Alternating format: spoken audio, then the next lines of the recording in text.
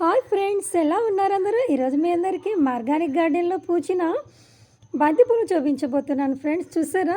Organic గార్డెన్లో ఆకుకూరలు కూరగాయలతో పాటుగా ఆర్గానిక్ ఫ్లవర్స్ కూడా పూయిస్తున్నామండోయ్.